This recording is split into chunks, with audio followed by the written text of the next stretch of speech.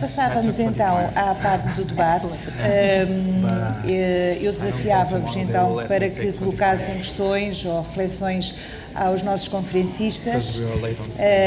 Agradecia que quem quisesse colocar alguma questão se identificasse. Penso que é importante sabermos e dizermos quem somos, e, enfim, qual é a nossa posição profissional, somos professores, somos alunos, e que fossem muito concisos na questão que colocassem, não só porque ela vai ser traduzida, portanto, pode ser colocada em português, mas sobretudo porque nós queremos ouvir a opinião dos nossos conferencistas relativamente às questões que lhes forem colocadas. Penso que deve haver aí alguém da organização com o microfone. Eu estou aqui completamente encandeada, porque estas luzes aqui em cima fazem aqui um blackout e eu praticamente não consigo ver ninguém desse lado. Ou será que ninguém está a pedir para falar? Temos ali uma... There's the microphone. There. Temos uma pessoa que pediu para falar. Há mais alguém lá atrás? Talvez fosse preferível juntarmos 2 ou 3 questões que depois pedíamos aos nossos convidados que respondessem, em vez de estarmos, portanto, aqui num diálogo muito cruzado. Professora, faz favor. Muito boa tarde, Teresa Vitorino, professora da Universidade do Algarve. Quero começar por agradecer as comunicações, as 3 experiências que foram apresentadas, as 3 vivências de diferentes países, de diferentes culturas. Vários aspectos comuns às 3 comunicações estiveram relacionadas com a diversidade da oferta educativa, a autonomia e a oportunidade de escolhas. No entanto, gostaria de colocar a questão aos 3 intervenientes em relação à igualdade de oportunidades. Pareceu-me das 3 intervenções que as experiências apresentadas são, em termos de percentagem das escolas dos respectivos países, uma percentagem diminuta, e pareceu-me que, pelo que foi apresentado, não existe oportunidade para que todos os alunos possam ir para essas mesmas escolas, não havendo igualdade de oportunidades. Foi referido, por exemplo, que na Holanda começa agora a haver um movimento da educação especial para as escolas regulares, para as escolas públicas, mas e as escolas independentes? Todos os alunos podem ir para as escolas independentes, independentemente do seu nível de desempenho, das suas dificuldades em termos de desenvolvimento. Professora Teresa, e nas charter schools e também na experiência na Suécia. Até que ponto é que a educação inclusiva e a igualdade de oportunidades está ausente ou presente nestas escolas? Muito obrigada. A questão é colocada aos 3 convidados. A quem quiser responder. Eu penso que, como falou especificamente do caso da Holanda, talvez fosse preferível pedir ao professor Simon que lhe respondesse. Obrigada. Mas avançávamos com mais alguma questão? Olá, eu gostava de perguntar ao Dr. Homem Cristo, porque talvez ele saiba responder melhor por ser português, que espaço é que existe, que está reservado na legislação portuguesa a estas novas escolas? Ficou clara a questão que Sim, foi colocada? não ficou clara de onde é que veio, porque eu não vejo nada. Ok. Mais alguma questão? Se calhar avançávamos com uma terceira pergunta. Boa tarde, sou Filomena Branco, sou aposentada, mas estive ligada à rede de bibliotecas escolares e gostaria de perguntar qual o impacto que as bibliotecas escolares têm nas charter schools nos Estados Unidos, tendo em conta que as bibliotecas escolares têm lá um peso muito grande. Obrigada. Passava então a palavra aos nossos convidados. The first question is for you, Simon. Yes. Yes. The second one is for you, Alexander, and the third one is for you, Margaret. Please. Yes. Well, the first question is, Primeira pergunta é sobre a igualdade de oportunidade, especialmente ligada às crianças que precisam de educação especial, se foi o que percebi bem. No nosso sistema, funciona desta forma. A maior parte das escolas especiais são escolas independentes, porque havia necessidade de empreendedorismo para este tipo de escolas, para estabelecer estas escolas especiais. Isto foi feito principalmente para casos de cidadãos ligados ou de pais ou professores. Isto foi a forma como operou no nosso país. Não estou a dizer que é a boa maneira, a melhor maneira. Eu expliquei como é que é feito na Holanda. A maior parte das escolas especiais são escolas independentes na Holanda. Mostra que a ideia de independência não é semelhante ao que é reconhecido como a melhor educação para a elite, digamos, porque as escolas especiais são para crianças com dificuldades ou têm comportamentos difíceis. Esta ideia de escolas independentes no nosso sistema pode ser uma boa receita para crianças que precisam de educação especial em termos de mais dedicação, de abordagens didáticas. E finalizo dizendo que isto só pode ser feito devido ao financiamento igualitário, porque tal iniciativa de iniciar uma escola especial através da iniciativa privada, podemos ter a certeza que deveria ser financiado pelo governo da mesma forma, ao mesmo tempo que a municipalidade local devia ter a iniciativa de iniciar uma escola especial. Na maioria dos casos, há também escolas que também vieram e que apareceram devido à cooperação entre administrações de escolas, escolas primárias, católicas, cristãs, porque uma escola para educação especial tem uma função regional. Não pode estar ali só para crianças de pais católicos ou de pais protestantes. E nesta questão posso dizer que há uma igualdade de oportunidades. Se quiserem ter acesso a uma escola independente ou uma escola pública, a única coisa é que se a escola ficar muito popular e deixe de haver, não há espaço para aumentar o edifício, começa a haver listas de espera. E só aqueles que podem, que conseguem ou conseguem pagar é que são recebidos devido a razões técnicas ou físicas. Portanto, seria honesto dizer que as escolas independentes são oficialmente permitidas, é-lhes permitido recusar alunos,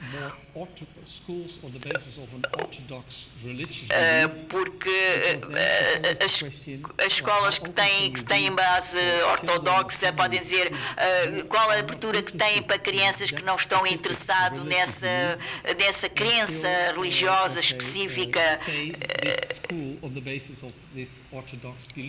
porque esta escola se baseia na crença ortodoxa. E há muitas críticas, está nos jornais, quando elas recusam um estudante. Portanto, eu estou a olhar para o lugar de onde veio a questão. Então foi daquele lado. Pronto, peço desculpa. Thank you. Professora Alexandre? Acerca das escolas novas em Portugal, portanto, em primeiro lugar, dizer que existe em Portugal já alguma coisa e, portanto, alguns projetos inovadores estão a ser criados em Portugal, são coisas, portanto, muito pontuais, escolas privadas no sentido geral do termo, portanto, são escolas que os alunos têm que pagar propinas para frequentar, E, portanto, portanto, a pergunta é difícil de responder porque existem projetos inovadores a acontecer em Portugal mas são todos muito diferentes em termos de enquadramento legal e de sistema daquilo que acontece nos países que a gente falou. Agora, que enquadramento legal seria preciso em Portugal para que pudéssemos ter, no fundo, este tipo de escolas a funcionar no nosso sistema educativo de acesso público, como foram os casos? Bem, a pergunta é mesmo, essa é mesmo muito difícil de responder. Julgo que se fosse fácil de responder, acho que se calhar o professor Nuno Crato já o teria feito, porque de facto o que existe é uma grande vontade em Portugal de aumentar níveis de autonomia das escolas. Claro que estamos muito longe da autonomia de que aqui foi discutida, quer dizer, e eu há pouco até mostrei dois gráficos da OCDE onde se via o poder de decisão da escola em termos percentuais e Portugal tem sempre, as escolas têm muito pouco poder de decisão. E o caso típico é o caso da gestão dos recursos. Por exemplo, eu até diria de maneira um pouco provocadora, se as escolas quiserem ser mesmo autónomas, têm que poder escolher os professores que querem para poder executar esse projeto educativo, porque se calhar nem todos os professores, por melhores que sejam, estão adequados a um projeto educativo que se quer diferente e autónomo. E, portanto, sem essa liberdade de escolher professores é muito difícil. Sem uma liberdade para gerir os seus recursos financeiros também é muito difícil, porque, apesar de tudo, os fundos dados às escolas são muito rígidos em termos de colocação, portanto, já parece que têm destinatário já certo e é muito difícil de gerir esses recursos financeiros. Em termos de autonomia pedagógica, no fundo eu diria que é aí que Portugal, apesar de tudo, consegue inovar, porque é aí onde as escolas têm mais liberdade e é aí que têm aparecido os projetos mais interessantes. Mas em termos de enquadramento legal para o futuro, acho que é muito difícil de saber. Aliás, acho que também destes casos só podemos tirar boas ideias, mas seria um erro estar a propor que importássemos alguma destas coisas diretamente. O nosso sistema é de facto muito diferente e, portanto, a transição teria que ser um pouco uma adaptação daquilo que achamos que é bom e que teria um efeito positivo para a nossa realidade e de acordo, claro, com aquilo que pretenderíamos para o sistema. Embora o discurso sobre a autonomia esteja cada vez mais presente na linguagem da educação. E, portanto, é o discurso dominante. Eu diria que, de facto, a autonomia é o discurso dominante e provavelmente será a linha mestra das políticas educativas deste governo. Agora, é difícil imaginar tanto o que seria possível fazer em termos de autonomia se houvesse mais dinheiro e é difícil também perceber exatamente até que ponto é que se pretende dar autonomia às escolas. Portanto, há aqui muitas questões e da mesma forma que se comparam estes países que têm elevados graus de autonomia e se percebe que há enquadramentos legais e graus de autonomia diferentes em todos estes, também toda essa complexidade são pontos de interrogação quando olhamos para Portugal e, portanto, nós não sabemos exatamente até onde é que poderíamos ir com o sistema atualmente, portanto, sem mudar estruturalmente o sistema. E se mudarmos estruturalmente o sistema, quer dizer, no fundo temos que mudar tanta coisa que já é tão difícil dizer tanto que enquadramento legal seria necessário. No fundo, as questões que o professor Simon apresentava estão na ordem do dia do debate na Holanda, que é o quê e o como na educação, acabam também por ser as questões que em Portugal têm que se colocar antes de pensarmos numa organização mais autónoma ou menos autónoma. Professora Margaret, do you want to answer the question, please? Eu penso que a pergunta que foi sobre as escolas e onde é que está a parte da escola das bibliotecas. Deixe-me falar primeiro sobre o acesso às escolas charter. É verdade que as escolas charter não são distribuídas igualmente em todo os Estados Unidos, mas onde é que elas existem, é necessário que recebam qualquer estudante que queira entrar para a escola. Se houver mais estudantes para a escola do que lugar para os ensinar, então têm que escolher os estudantes por meio de sorteio.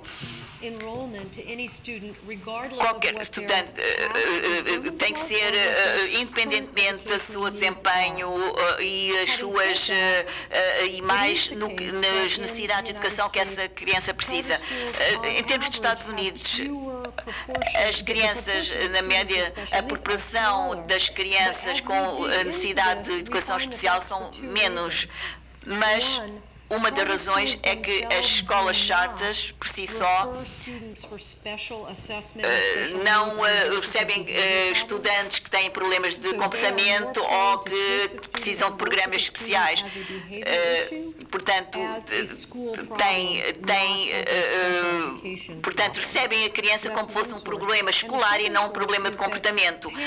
Em segundo lugar, os pais de estudantes que têm necessidades escolares realmente drásticas, não lhes é permitido irem para estas escolas porque o que eles passaram, o que eles precisam de fazer para obter os serviços para a sua escola, nas escolas que eles já estão, foi tão complicado e tão difícil que eles não querem arriscar ter que mudar para outra escola. E é muito difícil obter estes serviços nas outras escolas. Eu sei que as escolas charter precisam de ter uma maior partilha de crianças com necessidades especiais e, portanto, temos que encorajar as crianças com necessidades especiais a tentarem ir para essa escola. Eu penso que o acesso deve ser tão universal como possível e penso que o autorizador deve estar muito atento às escolas que não estão a funcionar bem para os estudantes com requisitos especiais. Agora, sobre a parte das bibliotecas. As escolas charter recebem o mesmo financiamento por aluno do que uma escola regular recebe. E há duas grandes exceções a isto. As charter schools, em algumas comunidades, não recebem esta fundação, têm que ir à comunidade local e descobrir então as instalações que lhes permitam dar aulas, o que é muito caro e que realmente o financiamento para instrução é mais baixo do que a escola regular. Isso pode ser a razão para os resultados que vimos. A segunda parte disso é que as escolas charters é-lhes permitido angariar fundos privados e algumas têm imenso sucesso nisso. São uma máquina a angariar fundos. Um dos primeiros lugares que eles põem o dinheiro, se têm dinheiro para gastar, é na biblioteca. Eles fazem angariações de fundo durante o ano todo, fazem venda de bolos, as crianças correm a vizinhança a recolher livros dos vizinhos para trazerem para a escola. Há concurso para saber quantos livros é que cada estudante trouxe. Portanto, as bibliotecas nas escolas estão melhor equipadas, melhor organizadas e melhor utilizadas do que nas escolas regulares. Portanto, a função da biblioteca é um dos vantagens nas comunidades porque tem uma atividade muito diversificada e muito ativa e é isso que os estudantes merecem. Queria só deixar uma nota que eu há pouco, a questão da igualdade de oportunidades também me era dirigida e eu esqueci-me. A Margaret já respondeu no essencial sobre a realidade americana. Eu queria só deixar uma ideia, que é, nós de facto às vezes esquecemos, portanto, e estamos aqui a analisar estes vários casos. A igualdade de oportunidades é uma ideia que tem que estar na base deste sistema de escolha, porque de facto, e a ideia parece óbvia, quem quer escolher e tem dinheiro consegue escolher, porque consegue ir para o privado. E, portanto, a liberdade de escolha, quando é dada e quando é inserida num sistema entre escolas públicas, tem que permitir que a igualdade de oportunidade exista. E, portanto, agora, ela nem sempre se verifica, em alguns casos não se verifica, e há vários fatores que podem estar por trás disso. Eu diria dois que me parecem ser os mais importantes, e de certo que a Margaret conhecerá outros. O primeiro é o enquadramento legal. Portanto, a Margaret explicou-nos que nas charter schools se faz uma lotaria, um sorteio, quando há um excesso de candidatos para o número de lugares numa escola. Esta é uma forma de fazer as coisas que se quer tanto que garante uma aleatoriedade na escolha dos alunos. Mas, por exemplo, existem casos, pelo menos, ou já existiram casos, em que um sistema destes um sistema tanto de liberdade de escolha foi introduzido, dando às escolas a possibilidade de escolher os seus próprios alunos, e naturalmente que nesses casos a escolha foi, em termos gerais, por critérios socioeconómicos dos alunos, e portanto essa segregação foi feita pela escola, e portanto rapidamente se percebeu que assim não podia acontecer. E há outros casos, no caso que eu falei, da Suécia, não existe sorteio, mas existe uma lógica de o primeiro a candidatar-se é o que é escolhido, e portanto as vagas que sobrarem após os critérios que são os preferenciais é por ordem de chegada de candidatura. Portanto, no fundo o que se quer é que não exista do lado da escola uma decisão que possa influenciar essa igualdade de oportunidades, mas de facto a igualdade de oportunidades está sempre latente, está sempre, é a razão de ser desta política. Existe um outro fator que tem uma enorme influência, que é a informação existente. Portanto, se é preciso escolher, para se escolher livremente é preciso ter acesso à informação, porque senão não se consegue tomar uma escolha, tem que se perceber as características que diferenciam as várias ofertas. E claro que se a informação não for de qualidade, a própria escolha é enviosada, e claro que as famílias que tiverem índices socioeconómicos mais elevados conseguem pelos seus próprios meios aceder a outro tipo de informação que é mais valiosa e que lhes dá uma vantagem competitiva sobre as outras famílias, e portanto naturalmente que o grau e a qualidade da informação também tem uma grande influência. Portanto, claro, o ideal seria, portanto, implementando um sistema de liberdade de escolha, garantir sempre a aleatoriedade após a seleção dos alunos por critérios preferenciais, essa aleatoriedade para os alunos que se candidatam para as vagas que sobram numa escola, e garantir também que que a qualidade da informação portanto, cumpre os mínimos e que é igual para todos, e que com essa informação, mesmo as pessoas que têm menos instrumentos intelectuais para a compreender e para a utilizar, não saem prejudicados desse uso da informação.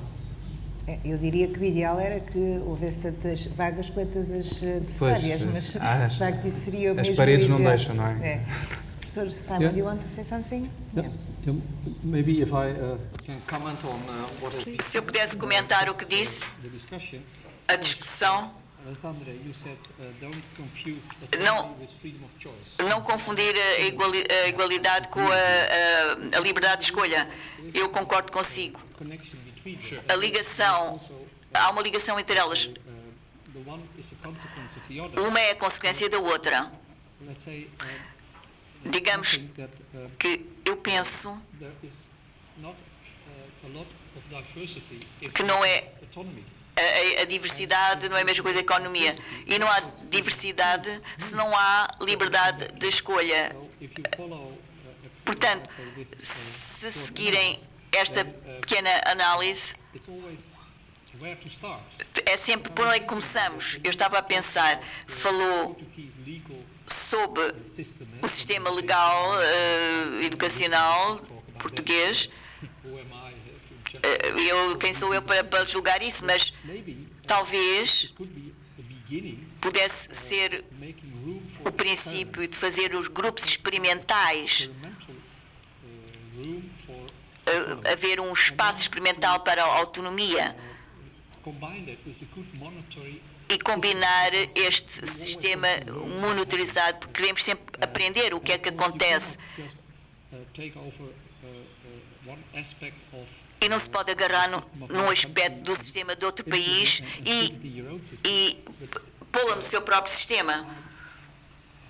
On the other hand, I want to say Por outro lado, quero dizer, careful because tenham cuidado, make it too big porque se fizerem demasiado grande, não há início. system should be Para in cada good sistema balance before you find a new balance. tem que se encontrar o seu equilíbrio antes de se encontrar um novo equilíbrio. Portanto, Children, tem que se ter get this time cuidado que as crianças, quando vão para a escola, não têm um início e depois um segundo início. a dangerous work, but still Portanto, as escolas na Holanda funcionam, theories of innovation, mas falando sobre a teoria da inovação, é uma possibilidade. room in the legal system Portanto, deixem espaço para o sistema legal para experimentar com a autonomia, monetary system. porque depois o sistema de monitorização, Of course, if there is more freedom, se houver mais liberdade e mais autonomia, Todos os pais têm que escolher qual é que a escola que é melhor para que se adequa mais ao meu filho, têm que ter acesso à informação. A minha experiência é que só se pode fazer uma escolha.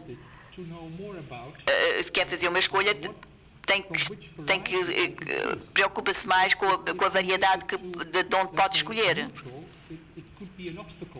Portanto, por se dizer que é uma escola neutra, pode ser um obstáculo. No nosso país, há, por exemplo, a escola melhor que fica muito fora de mão. Tem que se escolher uma coisa que esteja mais à mão.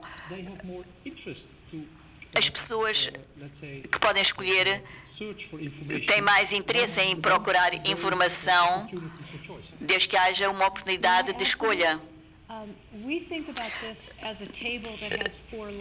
Nós pensamos numa mesa com 4 pernas e a primeira perna é a informação. Nós temos de ter informação objetiva de como é que as escolas desempenham o seu papel e depois há a questão das políticas, como é que medimos as escolas, medimos os professores, que tipo de informação é que precisamos de recolher e como apresentamos ao público de forma que seja útil. Portanto, a informação é a primeira. A segunda, quando pensamos nisso, é a responsabilidade. E nas discussões que tivemos hoje, nós não nos debruçámos muito sobre a responsabilidade das escolas, mas eu penso aqui no Governo é garantir que a educação está disponível às crianças e às famílias. É de boa qualidade e implementar regras que sejam incontornáveis, que possam dar os sinais às escolas que se elas estiverem a desempenhar bem o seu papel, nada lhes acontecerá, mas se não o fizerem, alguma coisa vai acontecer.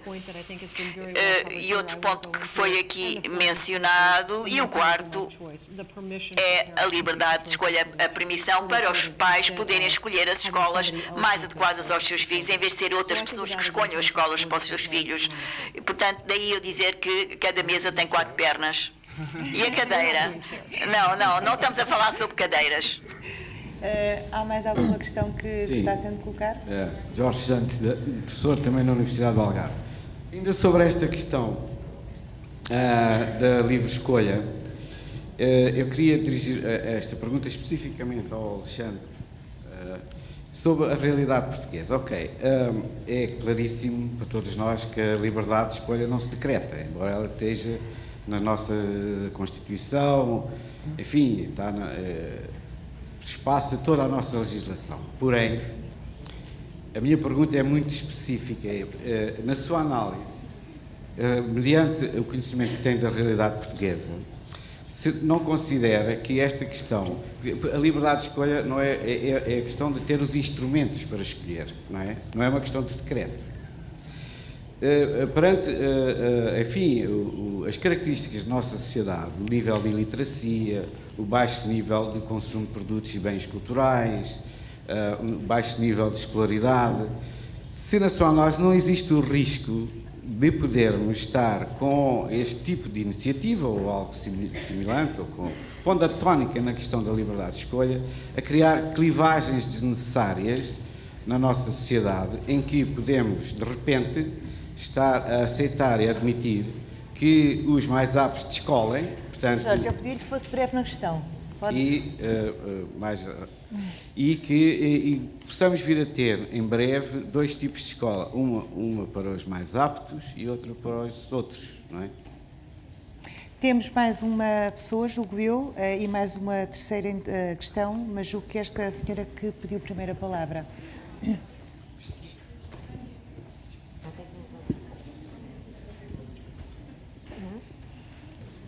O meu nome é Filomena Rosa.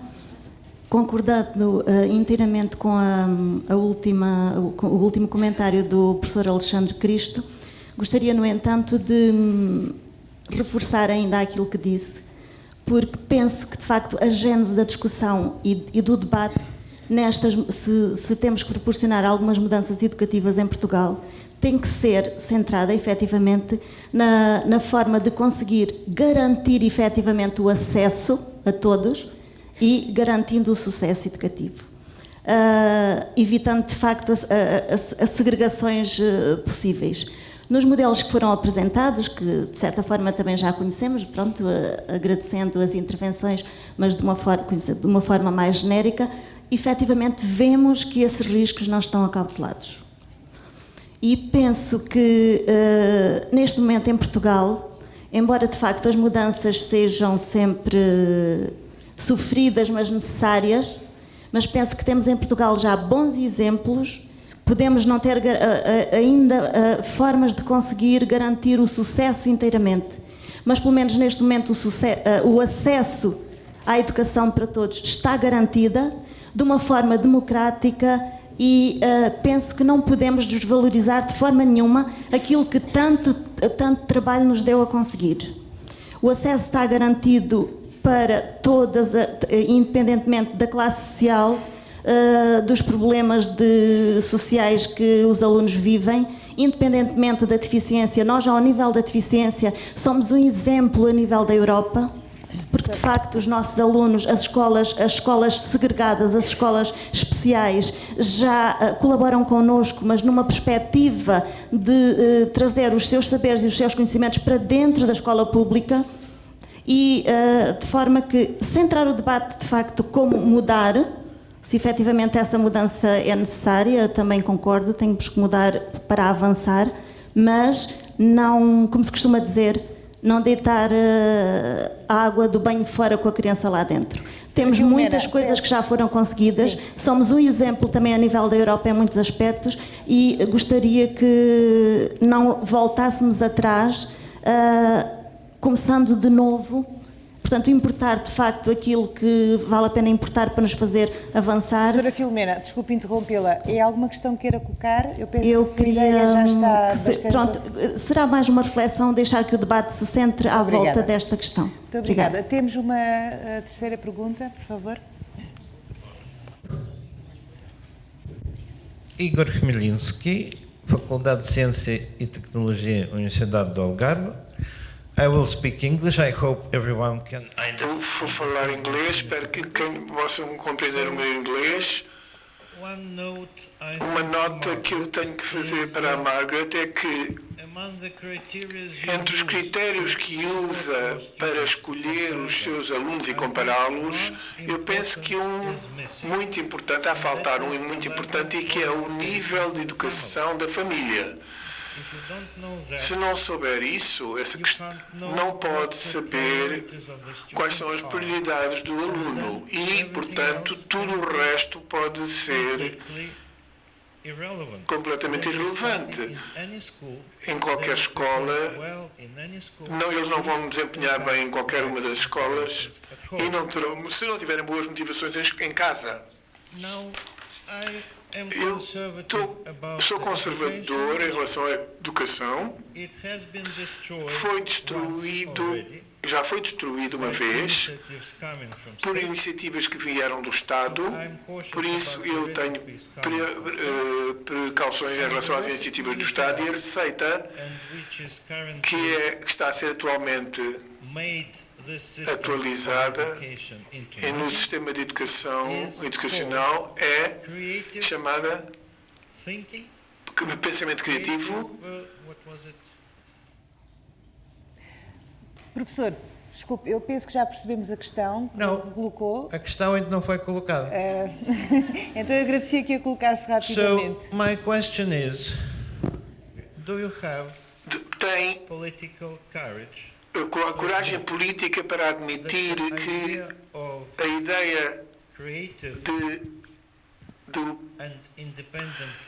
pensamento criativo e independente implementado e regentando os membros é errado, que não pode funcionar e que destruiu o sistema educacional americano e depois disso o sistema europeu de educação.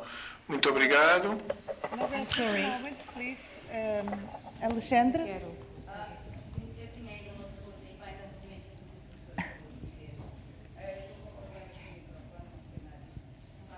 Eu peço que sejam muito breves nas questões que colocam e muito diretos. E objetiva, que é o seguinte. As a teacher, I ask myself Professora, eu pergunto-me muitas vezes, a inovação paga juros? Posso ter algum resultado inovador, criativo, dando aos meus estudantes aquilo que eles querem e que eles precisam, discutindo as questões que realmente têm a ver com as suas vidas? E no fim, eles fazem sempre a escolha errada, que é ter um pouco de debate de vez em quando, porque os exames é o que conta. Na minha pergunta são as escolas charter ou independentes e inovadoras, têm, de facto, estas escolas consideram que há uma avaliação externa que decide o futuro dos nossos estudantes. Realmente as escolas têm a coragem para fazer esta diferença? Esta é a minha pergunta, eu acho que fui claro. Eu queria, antes de passar a palavra à última pergunta, que está ali já em linha de espera, esclarecer ou relembrar que estas conferências, portanto, elas estão apresentadas em escrito no livro que vos foi entregue.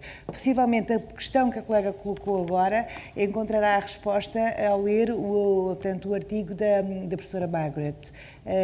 Eu depois pedirei à professora se quer ou não falar, mas julgo que a resposta à sua pergunta que está bem explicado aqui. Passamos à última pergunta, faz favor. Boa tarde, meu nome é Ana Simões. Queria agradecer aos convidados e aos conferencistas. Acho que esta conferência, neste momento, é muito oportuna. Mas eu acho que... eu não tenho nenhuma questão, mas eu acho que faltam aqui algumas matérias para um debate ser sério. E eu acho que nós temos que as colocar, porque o que eu acho que está aqui em causa, e acho que foi demonstrado pelos estudos apresentados, é se nós defendemos uma escola pública ou se defendemos uma escola privada. Com lucro ou sem lucro, no fim, praticamente, e nós sabemos que em Portugal é assim, todas elas têm lucro. Porque os subsídios realmente, e nós também os temos nos contratos da Associação das várias escolas privadas, os subsídios são públicos, não é? Portanto, o que nós conseguimos fazer, ou o que é apresentado nos estudos das escolas privadas, chamem-se elas independentes, seja o que for, são escolas privadas, os subsídios que vão para essas escolas possivelmente poderiam ser também integrados nas escolas públicas. Portanto, os subsídios deveriam ser dados às escolas públicas e as condições que as escolas públicas neste momento não têm, se calhar passariam a ter, tal como as privadas, e segundo os exemplos que nós tivemos aqui. Turmas mais pequenas? Colega, claro, o sucesso é maior. Não, desculpe lá, mas não é nenhuma questão, eu peço desculpa. Eu sei, mas por isso mas eu acho que há aqui outras coisas, peço desculpa. Portanto, turmas mais pequenas, claro que há mais sucesso, mas o nosso governo, o nosso ministro diz que não. Portanto, há aqui questões que eu acho que têm que se trazer para o debate. Peço desculpa. Em relação à liberdade de escolha.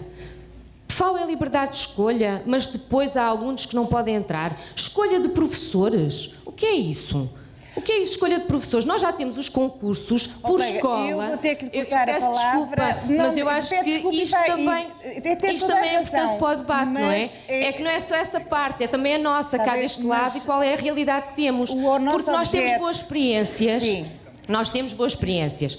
Devemos, sim senhor, ir ver outros modelos e nós fazemos isso já há muitos anos, não é de agora. Agora, nós também temos boas experiências no nosso país e essas boas experiências não devem ser recusadas, devem ser alargadas. Não é recusadas. O Ministério diz, não, isto custa muito dinheiro e, portanto, não fazemos. Muito bem, muito obrigada pela sua intervenção. Não, ainda não terminei, peço desculpa, eu não estou a ser mal criada, peço desculpa. Vai terminar já. A pergunta que eu quero deixar aqui e que tem a ver com o que foi colocado aqui é que é interessante, e por isso é que eu disse que era oportuno esta conferência, porque traz exatamente as questões que o Governo e o Ministério da Educação quer que sejam discutidas na sociedade portuguesa atualmente.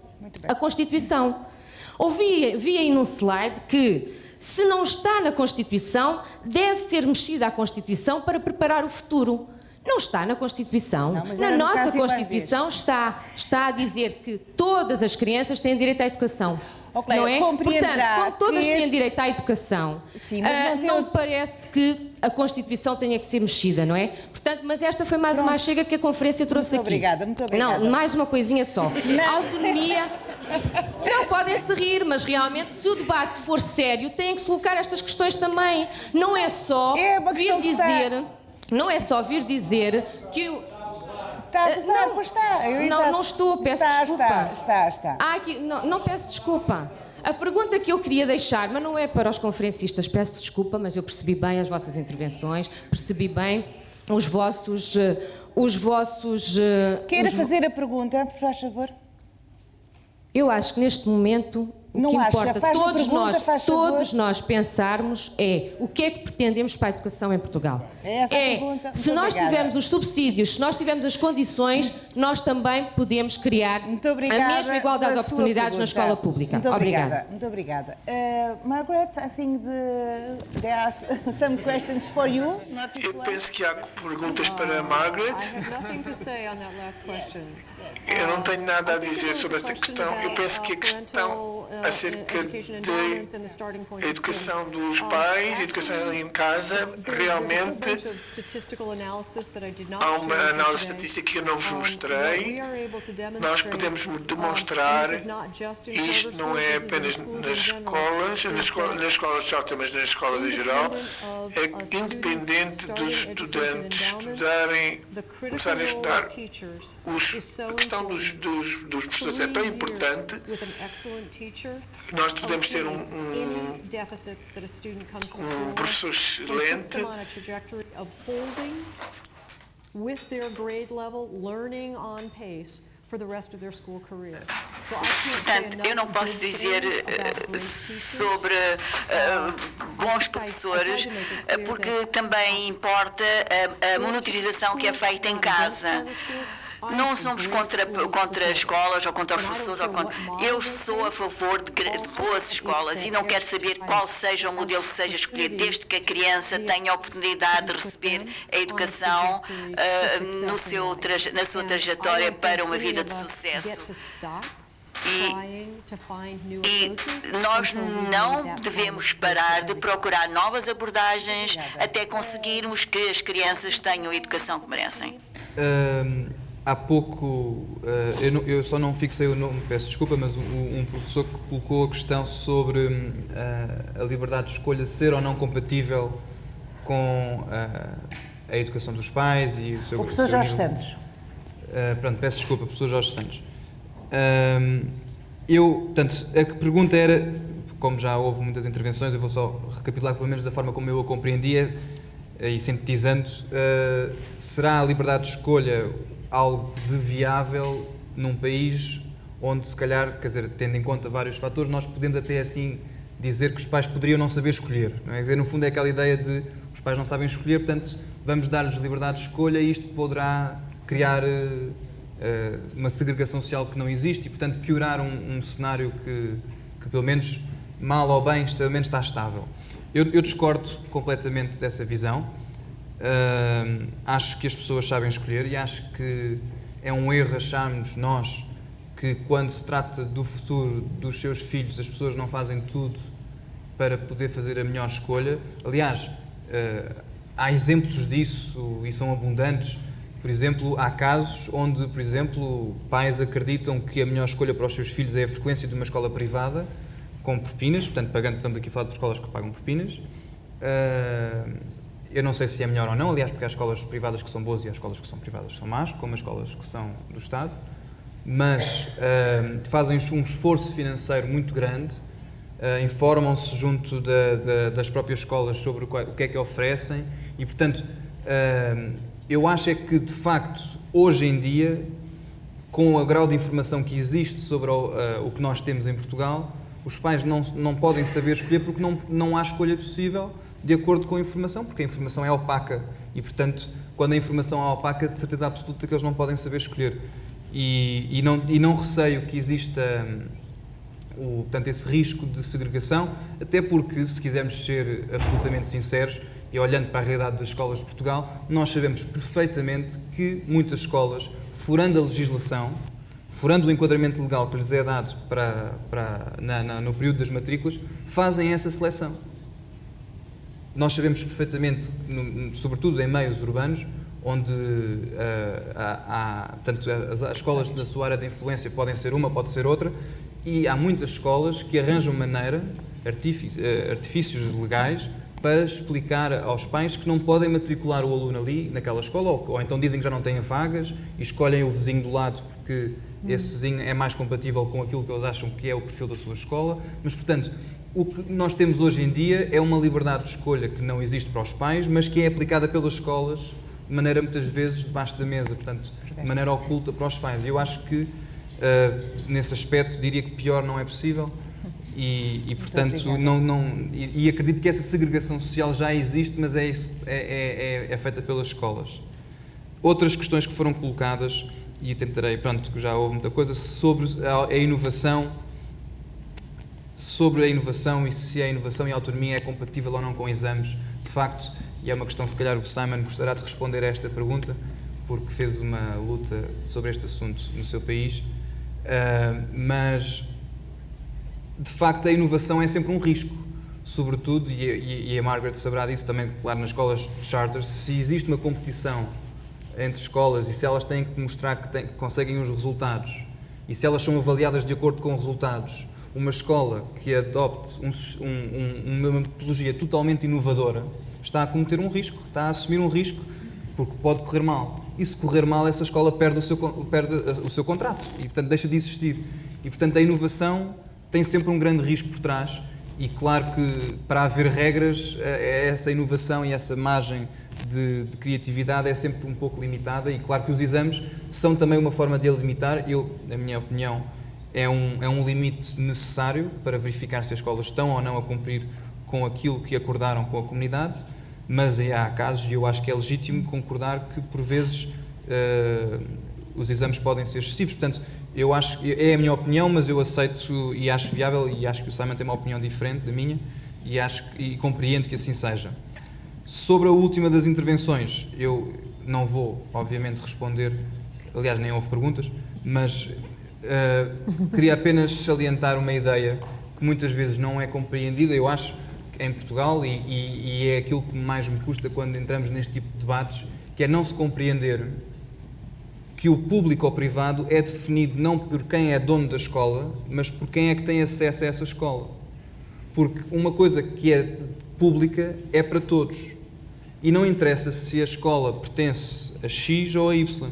E, portanto, eu acho que é esta lógica que estamos aqui a entrar. Não acho que faça sentido falarmos das escolas com contrato de associação, por exemplo, como escolas privadas, porque são escolas de acesso público e aposto que há muitas famílias que frequentam escolas com contrato cujos filhos que frequentam escolas de contrato de associação que nem sequer sabem que aquelas escolas são escolas privadas na sua propriedade. E, portanto, eu acho que temos que ver as coisas não no sentido de quem é dono da escola, mas no sentido na perspectiva do aluno, tentar perceber em cada caso o que é melhor para o aluno, se frequentar a escola A ou B, independentemente de quem é o proprietário dessa escola, porque, no fundo, se uma escola A, sendo mesmo que seja privada, se der garantias de oferecer ao aluno uma melhor aprendizagem e prepará-lo para um melhor futuro, nós não devemos, por preconceito, rejeitar essa possibilidade e, portanto, eu recuso completamente esta distinção entre escolas públicas e escolas privadas e um pouco de escola pública, até porque o conceito de escola pública diminui muito a pluralidade de possibilidades, porque não há uma escola pública, há várias escolas públicas, deve existir uma grande diversidade de oferta e o facto também de a tratarmos sempre no singular também diminui muito a sua, enquanto conceito, diminui muito a sua possibilidade. Muito obrigada. Para finalizar, eu passava a palavra ao Simon relativamente à questão que o Alexandre o provocou para que respondesse. Importa-se repetir? Does external examination limit school autonomy? Se limitam a autonomia da escola. I think Primeiro de tudo, lembrou-me, quando eu fiz a apresentação, Eu não quero ser arrogante e dizer, por favor, copiem o nosso sistema. Segundo, eu não estou só a dizer que as escolas independentes ou privadas são melhores.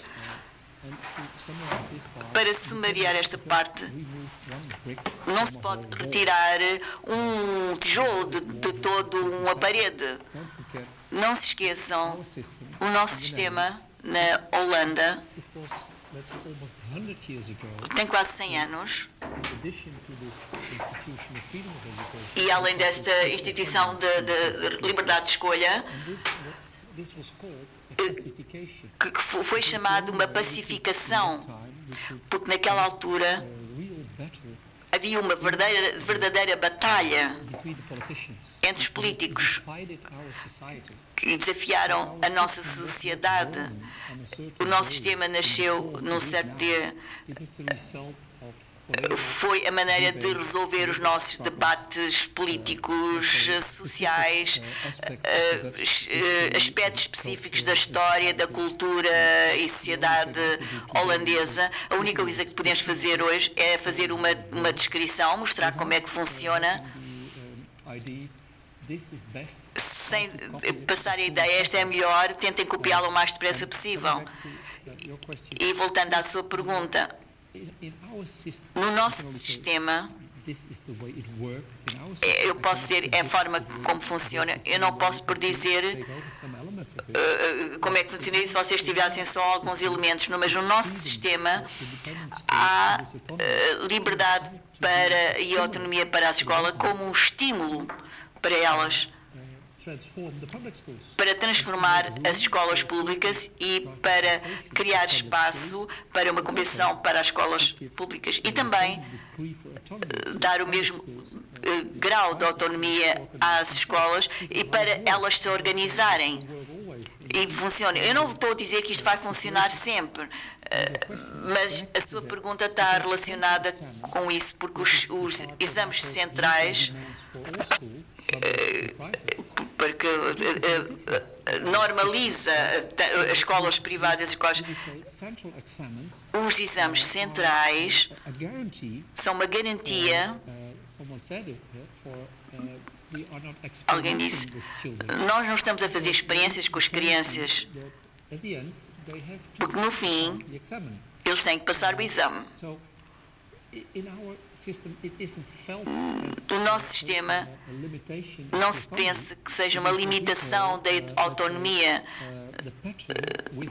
Nós pensamos que é o padrão dessa autonomia.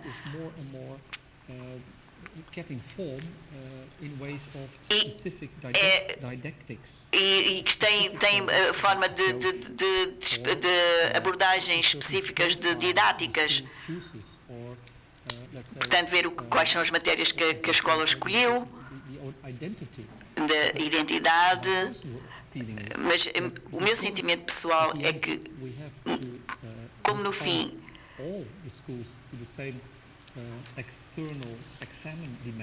todas as escolas têm que responder a esse exame central, não vai afetar a autonomia nos outros aspectos. Então, esta conferência, agradecendo a excelente contribuição dos nossos conferencistas, as questões que foram aqui colocadas, elas são de facto muito importantes para que percebamos o que se passa connosco e possamos também fazer algumas escolhas no futuro. Agradeço também a assistência que ainda resta e espero que a Fundação Francisco Manuel dos Santos continue a organizar conferências com esta qualidade e que consigam suscitar o interesse e a motivação que este tema nos trouxe.